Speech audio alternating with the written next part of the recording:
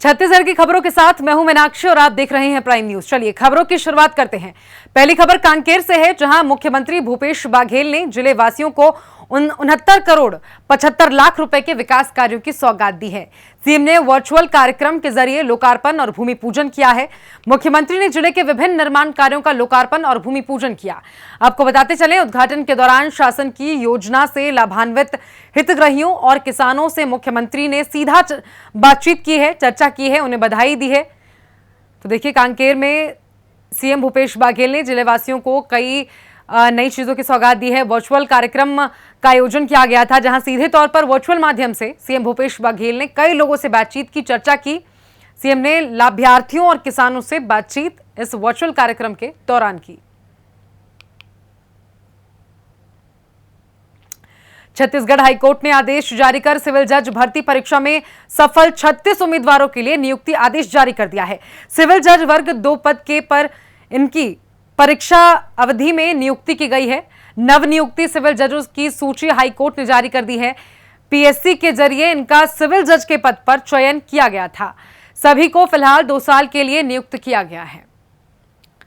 तो देखिए, बिलासपुर में 36 सिविल जजों को पोस्टिंग दे दी गई है। एचसी ने ये आदेश जारी किए हैं और पोस्टिंग दी गई है। पीएससी के जरिए सिविल जज के पद पर चयन किया गया था, जिसके बाद 36 सिविल जजों को उनकी पोस्टिंग अब दे दी गई है।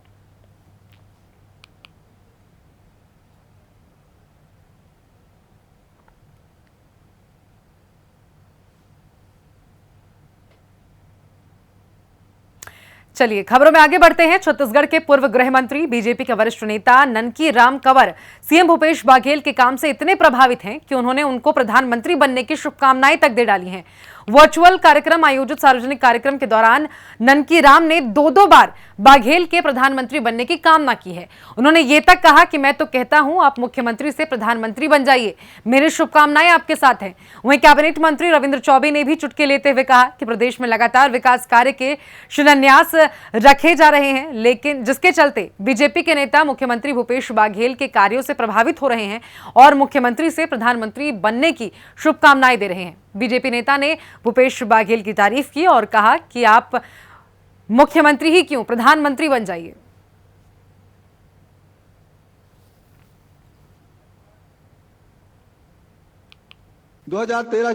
विकास की जो आधारभूत संरचनाओं को लोकार्पण और शिलान्यास का क्रम जारी किया हुआ है, पैसे की कोई कमी नहीं छत्तीसगढ़ में, और लगातार जिलों में ये लोकार्पण शिलान्यास जब कार्यक्रम हो रहा है तो भारतीय जनता पार्टी के विधायक, सांसद लगातार उसमें उपस्थिति हो रहे हैं और सरकार के सारे कार्यों की खूब प्रशंसा कर रहे हैं। कल हमें बहुत अच्छा लगा जब कोरबा जिले के लोकार्पण शिलान्यास कार्यक्रम में इस प्रदेश के भारतीय जनता पार्टी के सबसे वरिष्ठतम राजनेता आदरणीय ननकी राम जी कंवर ने आदरणीय मुख्यमंत्री जी से कहा कि आप विकास के इतने अच्छे कार्य कर रहे हैं कि अब आपको मुख्यमंत्री के बाद देश के प्रधानमंत्री के रूप में हम देखना चाहते हैं। और देखिए, बीजेपी के पूर्व मंत्री और बिलासपुर के दिग्गज नेता अमर अग्रवाल ने प्रेस कॉन्फ्रेंस की है और कांग्रेस पार्टी के खिलाफ मोर्चा खोल दिया है। कांग्रेस पार्टी को आड़े हाथों लेते हुए पूर्व मंत्री अमर अग्रवाल ने कहा है कि कांग्रेस सरकार में सरकारी जमीन को हड़पने का काम उससे जुड़े लोग कर रहे हैं। साथ ही बिलासपुर में इस वक्त भूमाफियाओं का जाल राज चल रहा है। इसे लेकर अब बीजेपी चरणबद्ध तरीके से आंदोलन करने के लिए तैयारी कर रही है। इसके अलावा राजस्व विभाग से जुड़े सरकारी अधिकारियों के द्वारा भ्रष्टाचार भी व्यापक रूप ले रहा है। अमर अग्रवाल ने कांग्रेस पर आरोप लगाते हुए यह भी कहा है कि लंबे समय से बिलासपुर की सरकारी जमीनों को हड़पने का खेल जारी है। सरकारी जमीनों के लिए बंदरबांट का मामला है और पूर्व मंत्री ने कांग्रेस पर आरोप लगाते हुए कहा है कि सरकारी जमीन को हड़पने का काम कांग्रेस की सरकार कर रही है। और भूमाफियाओं की राजधानी बिलासपुर बन गया है। मैं राजस्व मंत्री के रूप में 3 साल काम किया हूँ। बहुत से इन भूमाफियाओं को रोकने के लिए हमारी सरकार में नियम बनाए गए थे। उदाहरण के तौर पे ऑनलाइन जो रजिस्ट्री है उसका सॉफ्टवेयर ऐसा बनाया गया था जिसमें नक्शा होना जरूरी है और बिना बटांकन के नक्शा हो नहीं सकता, और बटांकन हो जाए तो बाद में सीमांकन का झगड़ा नहीं रहता। कांकेर के पंखाजुर सिलगेर कांड की लेकर सर्व आदिवासी समाज ने एक दिवसीय धरना प्रदर्शन किया है और आरोपियों पर जल्द से जल्द कार्रवाई की मांग की है। वहीं सर्व आदिवासी समाज ने राज्यपाल के नाम नायब तहसीलदार को ज्ञापन भी सौंपा है और मांगे पूरी नहीं होने पर उग्र आंदोलन की चेतावनी दी है। बताते चलें कि सिलेगर में सुरक्षा बलों की गोली से 3 आदिवासियों की मौत हो गई थी और पुलिस ने मृतकों को नक्सली बताया था। सिलेगर कांड को लेकर धरना प्रदर्शन किया गया। आदिवासियों की ओर से आदिवासी समाज ने राज्यपाल को एक ज्ञापन भी सौंपा है। आरोपियों पर कार्रवाई की मांग की गई है। देखिए, आदिवासी समाज की ओर से सिलेगर कांड को लेकर एक ज्ञापन सौंपा गया है राज्यपाल को। साथ ही प्रदर्शन किया गया और कहा गया कि अगर मांगे पूरी नहीं होती हैं तो आगे उग्र आंदोलन भी किया जाएगा। तो देखिए, कांकेर में आदिवासी समाज की ओर से सिलेगर कांड को लेकर धरना प्रदर्शन किया गया। आरोपियों पर कार्रवाई की मांग की गई और एक ज्ञापन राज्यपाल को सौंपा गया है जिसमें कार्रवाई की बात कही गई है, कार्रवाई की मांग की गई है और अगर ऐसा नहीं किया जाता है तो उग्र आंदोलन की जो चेतावनी है वो दी गई है।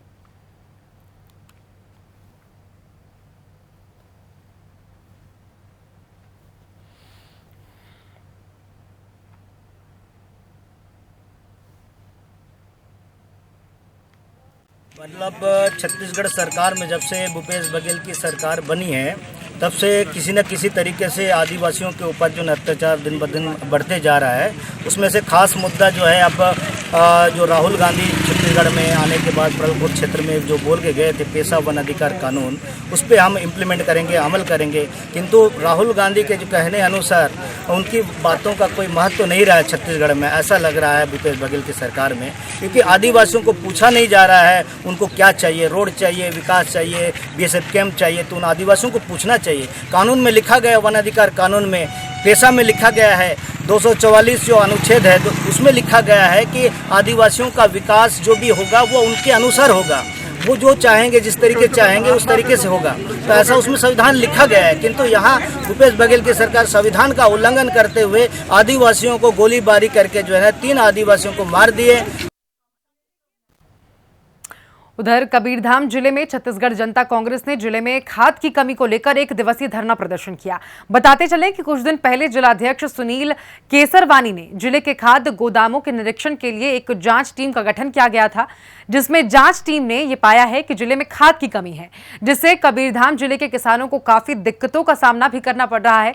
खाद की कमी पूरी करने की मांग को लेकर आज छत्तीसगढ़ जनता कांग्रेस ने यह धरना प्रदर्शन किया है।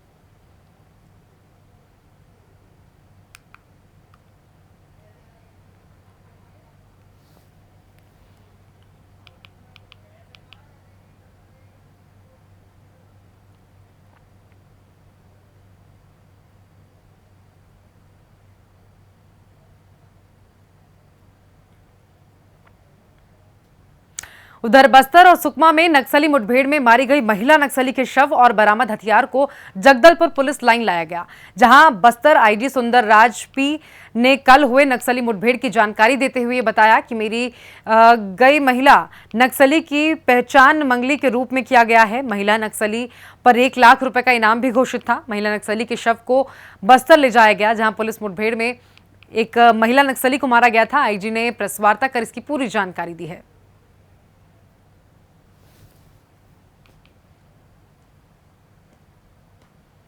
तो देखिए, महिला नक्सली के शव को आज बस्तर ले जाया गया, जिसके बाद पुलिस की ओर से पूरी जानकारी इससे लेकर जो है वो दी गई। कल मुठभेड़ में इस महिला नक्सली को गोली लग गई थी और आईजी ने अब इसकी पूरी जानकारी जो है प्रेस वार्ता के जरिए दी है। महिला नक्सली के पास से बड़ी मात्रा में पिस्तल और गोलियां भी बरामद हुई हैं और तस्वीरों में आप देख सकते हैं, जिसके बाद कल पुलिस के साथ मुठभेड़ में इसे गोली लगी थी और आज बस्तर महिला नक्सली के शव को लाया गया, जिसके बाद आईजी की ओर से पूरे मुठभेड़ और उसके बाद की जो जानकारी है वो प्रेस वार्ता करके दी गई।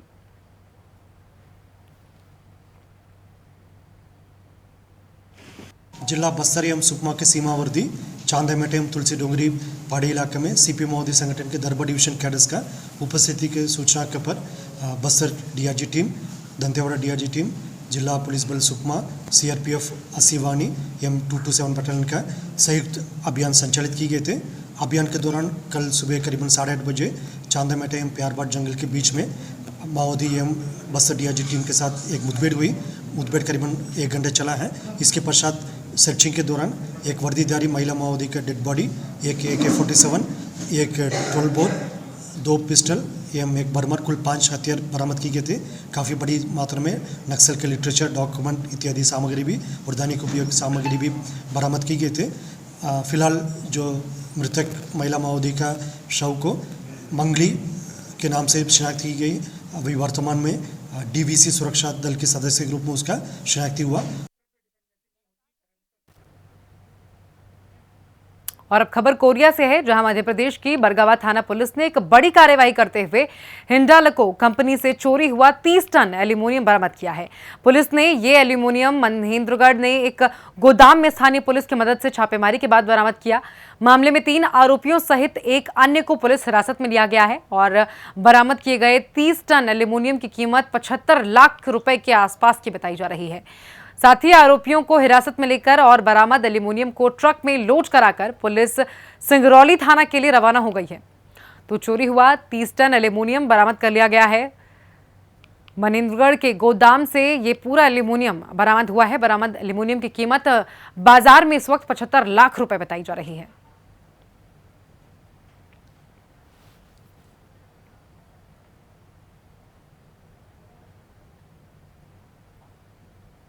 जनपद पंचायत कुरूद ने सिविल अस्पताल कुरूद और सामुदायिक स्वास्थ्य केंद्र बखारा को एक एम्बुलेंस प्रदान की है। जनपद पंचायत कुरूद के अध्यक्ष शारदा साहू ने बताया है कि कोरोना संक्रमण काल में बेहतर स्वास्थ्य सुविधा को लेकर सभी सदस्यों की सर्वसम्मति से 15वें वित्त मद से 2 एम्बुलेंस प्रदान की गई है, जिससे क्षेत्र के लोगों को समय पर स्वास्थ्य सुविधाओं का लाभ मिल सकेगा।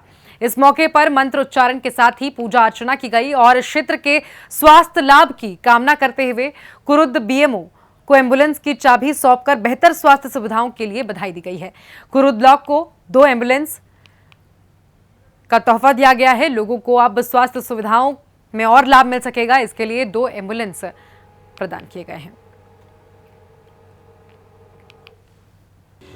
आज ये प्रथम ऐसा मौका था जहां कुरुद जनपद क्षेत्र से हमारे सभी सदस्यों के एक समन्वय बना के और सभी के ही साथ मिलकर यह तय किया गया कि आज कोविड-19 के तहत एक विषम परिस्थिति थी।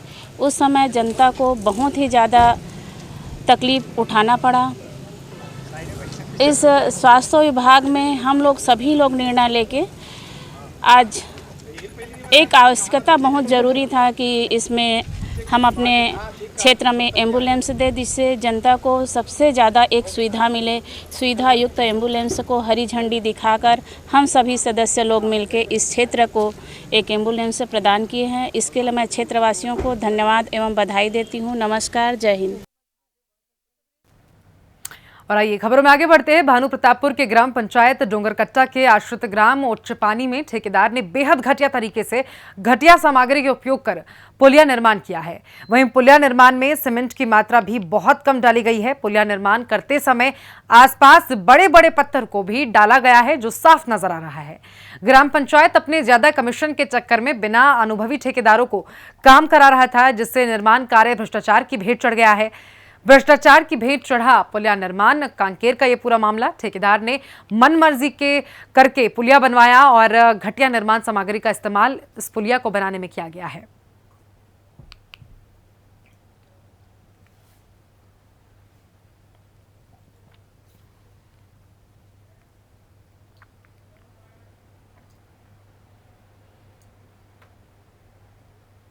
और राजगढ़ में राज्य गौ सेवा आयोग अध्यक्ष महंत रामसुंदर दास शहर के अल्प प्रवास पर पहुंचे, जहां सर्किट हाउस में कांग्रेसियों ने उनका गर्मजोशी के साथ स्वागत किया। महंत रामसुंदर दास ने चक्रधर गौशाला का निरीक्षण भी किया है। आपको बताते चलें कि उन्होंने गौ माताओं के लिए चारा, पानी, बिजली की व्यवस्था का जायजा लिया है। बारिश के मौसम को देखते हुए उन्होंने गौशाला के संचालक को गौ माताओं पर विशेष रूप से ध्यान देने के निर्देश भी दिए हैं। साथ ही सर्किट हाउस में महंत रामसुंदर दास ने जनप्रतिनिधियों और विशिष्ट जनों से भेंट कर मुलाकात कर और चर्चा की है।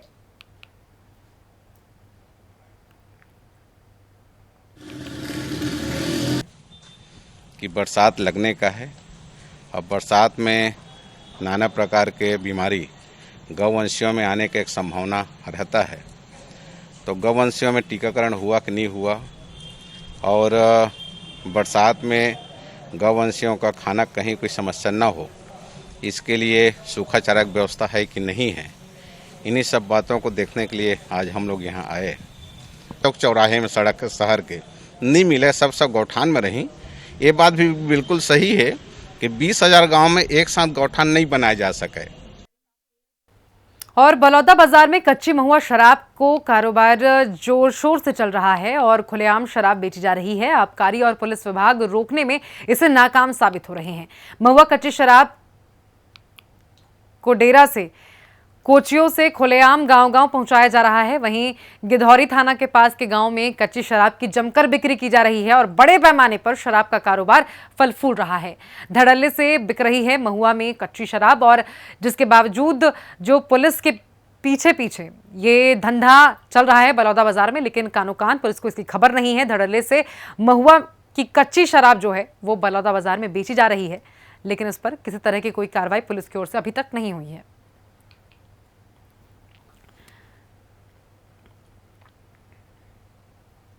जांजगीर चांपा जिले में कांग्रेस कार्यकर्ताओं ने बढ़ती महंगाई और पेट्रोल डीजल की कीमतों को लेकर अपना विरोध जताया है। सांकेतिक चक्का जाम करते हुए बीजेपी सरकार के खिलाफ मोर्चा खोला, जहां केंद्र की बीजेपी की सरकार को विफल बताया। साथ ही केंद्र सरकार पर जमकर निशाना भी साधा गया। कहा, यदि केंद्र सरकार अपनी गलत नीतियों और छत्तीसगढ़ में बढ़ते महंगाई के दामों पर रोक नहीं लगाती है तो छत्तीसगढ़ के कांग्रेस कार्यकर्ता दिल्ली में केंद्र सरकार के खिलाफ उग्र आंदोलन करने के लिए बाध्य हो जाएंगे। कांग्रेस कार्यकर्ताओं ने चक्का जाम किया जांजगीर चांपा में। साथ ही बढ़ते महंगाई के खिलाफ, बढ़ते पेट्रोल और डीजल के दामों के खिलाफ प्रदर्शन किया गया और केंद्र सरकार को चेतावनी दी गई है कि अगर इनके दामों में कमी नहीं की गई तो दिल्ली आकर प्रदर्शन कांग्रेस की ओर से किया जाएगा।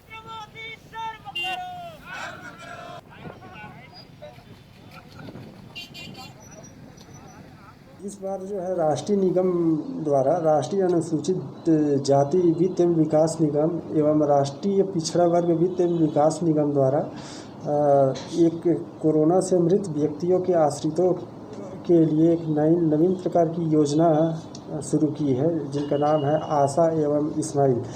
इसमें कोरोना से मृत मृतक जिनकी उम्र 18 से 60 वर्ष आयु वर्ग के हैं, जो अपने परिवार के मुखिया थे, कमाऊ सदस्य था, कोविड-19 के कारण मृत हो गए हैं, तो उनके परिवार को आर्थिक सहायता उपलब्ध कराने के उद्देश्य से यह योजना शुरू की गई है, जिसमें 5 लाख रुपए तक का ऋण देने का प्रावधान है, जिसमें 1 लाख रुपए पूंजीगत सब्सिडी प्रदान किया जाएगा व ऋण राशि के 6% सालाना साधारण वार्षिक ब्याज लिया जाएगा। साथ इसके लिए पात्रता की शर्तें निर्धारित की हुई है राष्ट्रीय निगम द्वारा।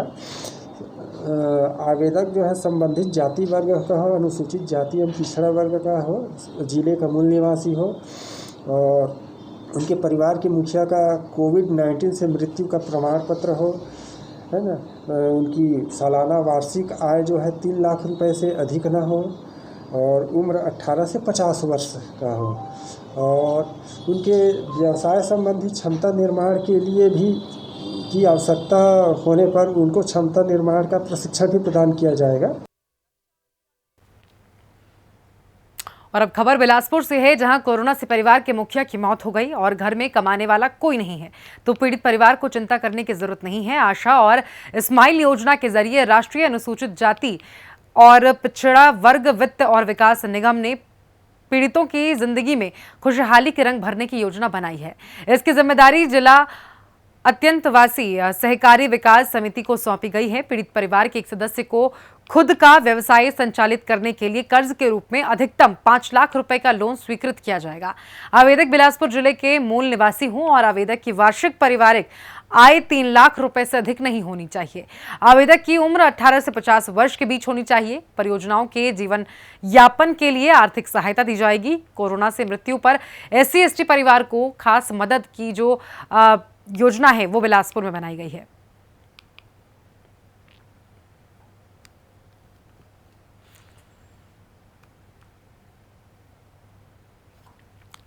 तो देखिए, बिलासपुर में कोरोना के कारण अगर किसी की मृत्यु हो जाती है तो उसके लिए एक अलग तरह की योजना तैयार की गई है, जिसके तहत उन्हें 5 लाख तक का लोन दिया जाएगा, जिससे कि वो कोई अपना निजी व्यापार शुरू कर सकते हैं।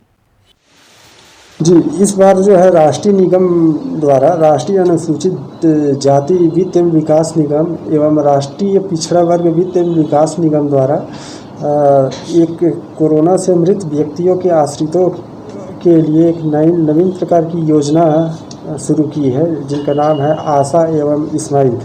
इसमें कोरोना से मृतक जिनकी उम्र 18 से 60 वर्ष आयु वर्ग के हैं, जो अपने परिवार के मुखिया थे, कमाऊ सदस्य था, कोविड-19 के कारण मृत हो गए हैं, तो उनके परिवार को आर्थिक सहायता उपलब्ध कराने के उद्देश्य से यह योजना शुरू की गई है, जिसमें 5 लाख रुपए तक का ऋण देने का प्रावधान है, जिसमें 1 लाख रुपए पूंजीगत सब्सिडी प्रदान किया जाएगा व ऋण राशि के 6% सालाना साधारण वार्षिक ब्याज लिया जाएगा।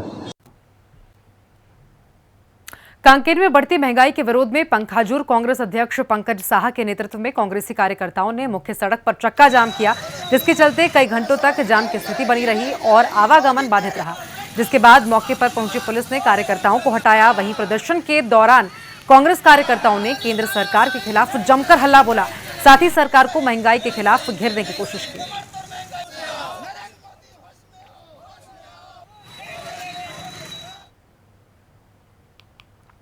जांजगीर चांपा जिले के डभरा क्षेत्र के पटवारी गुलजार सिंह का एक वीडियो इन दिनों सोशल मीडिया पर खूब वायरल हो रहा है, जिसमें पटवारी किसान से जमीन रजिस्ट्री के एवज में 3,000 रुपए से 7,000 रुपए की मांग कर रहा है, जिसमें बिक्री छाट के लिए 4,000 तो मुआयना के लिए 3,000 रुपए की खुलेआम मांग की जा रही है। वैसे तो ये वीडियो आने के बाद ये तो साफ है कि यहाँ काम करने के लिए किसानों को अपनी जेब ढीले करनी पड़ती है, जिसके बाद किसानों का काम होता होगा। वहीं अब तक किसानों से अवैध उगाही वाले मामले में तहसील मुख्यालय के उच्च अधिकारियों द्वारा कई कार्यवाही न किए जाने का मामला सामने आया है।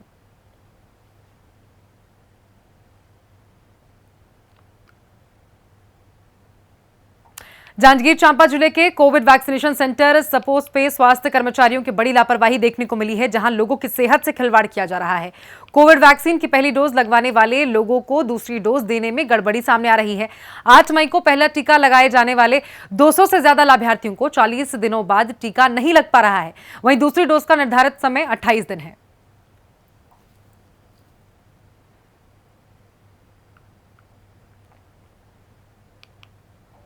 बिलासपुर के सीएमडी महाविद्यालय में उस वक्त हड़कंप मच गया जब कॉलेज के जुलाई डिपार्टमेंट में सुबह अचानक आग लग गई। आग लगने के कारणों का अभी तक पता नहीं चल सका है। हालांकि आपको बता दें कि शहर का मुख्य कॉलेज सीडीएम महाविद्यालय शुरू से ही विवादों में घिरा रहा है और ऐसे में बरसात के दिनों पर आगजनी की काफी घटनाएं होती रहती हैं।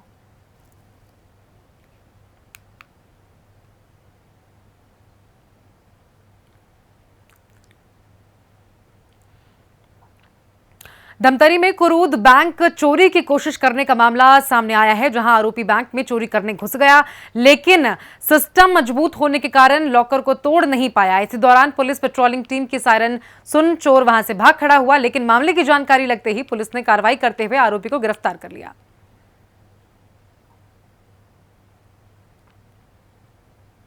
धमतरी जिले के बखारा थाना क्षेत्र के ग्राम सिहाद में एक चीतल का शव मिला है। सूचना मिलते ही धमतरी वन परिक्षेत्र की टीम मौके पर पहुंची और शव को अपने कब्जे में लेकर पोस्टमार्टम के लिए भेजा। बताया जा रहा है कि सिहाद के ग्रामीणों ने गांव से कुछ दूर खेत में चीतल का शव देखा, जिसकी सूचना पर तत्काल वन विभाग मौके पर पहुंच गई।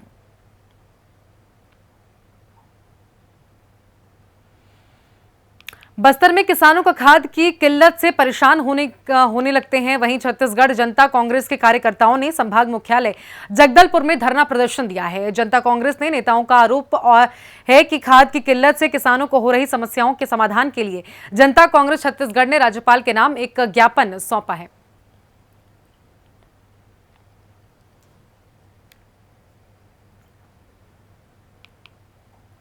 उधर कोरिया की चर्चा में लगातार बढ़ती चोरी की घटनाओं को लेकर अब पुलिस सतर्क हो गई है। पुलिस ने चोरी की धरपकड़ तेज कर दी है। इसी कड़ी में पुलिस ने पतासाजी कर मध्य प्रदेश से आए हुए 2 चोरों को पकड़ने में सफलता हासिल की है। आरोपियों के ऊपर धारा 380 और 457 के तहत कार्रवाई की जा रही है।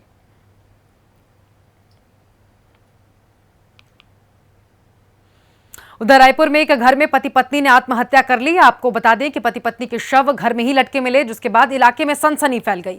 मृतक नवदंपति पिछले 2 सालों से किराए के मकान में रह रहे थे। फिलहाल उरला थाना पुलिस को मौके पर किसी प्रकार का कोई सुसाइड नोट नहीं मिला है। और छत्तीसगढ़ की खबरों में फिलहाल के लिए इतना ही। देश और प्रदेश की हर खबर के लिए आप देखते रहिए प्राइम न्यूज। नमस्कार।